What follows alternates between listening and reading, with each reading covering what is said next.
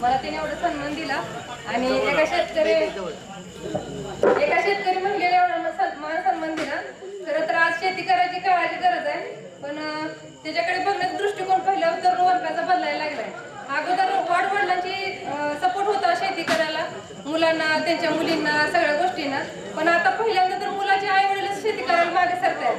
त्याच्यामुळे तरुण वर्ग ऑटोमॅटिकली पाठीमागे पडतोय ना.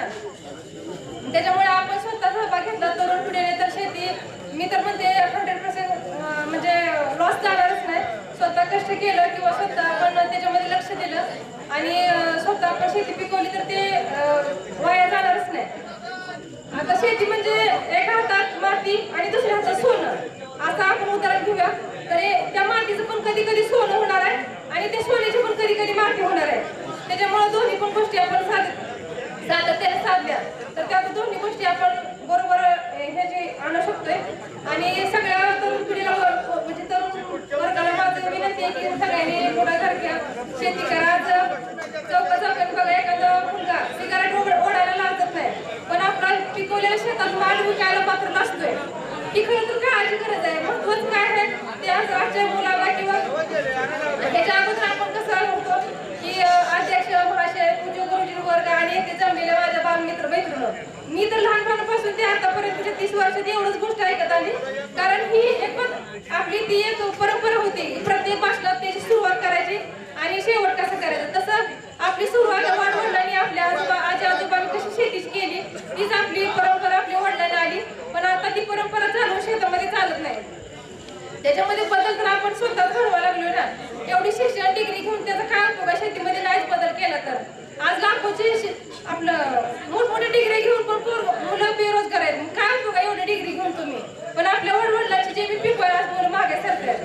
तर ती स्वतः आपण त्या मुलांनी तंत्रज्ञानाचा उपयोग करून किंवा आपल्या डिग्रीचा उपयोग करून शिक्षणाचा उपयोग करून सगळ्या गोष्टी सातत्याने व्यवस्थित केल्या तर 100% शेती आपल्याला फायद्यात पडणार आहे.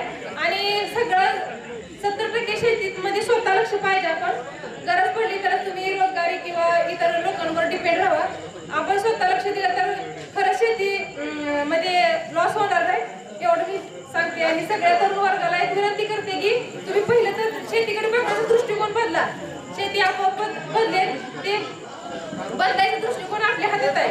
आज प्रत्येक मुलगी म्हणते मला शेतकरी मुलगा नको.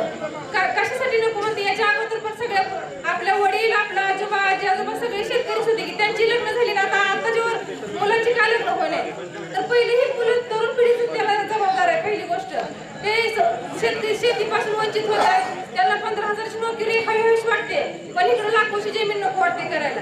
तर ती तरुण पिढीने स्वतः आपण मनावर घ्या. प्रत्येक गोष्ट बघा निवड आपली चुकली चालेल पण आवड चुकली नाही पाहिजे. कारण जिथे आवड निर्माण होते तिथे निवड कधीच चुकत नसते. तर तुम्ही शेतीमध्ये पहिलं स्वतः आवड निर्माण करा. निवड तुमची कधीच चुकणार नाही. स्वतः आवडीने जर कुठलं क्षेत्र तुम्ही हाताळलं तर त्यात मध्ये माझ्या हिशोबाने तर अजिबात लॉस होणार नाही. शेती मग करण्याचं प्रत्येक मुला मुलींनी त्याच्यामध्ये आपलं स्वतः आवडीने कार्य करत राहावं. तशी शेती परवडत नाही बघू आपण.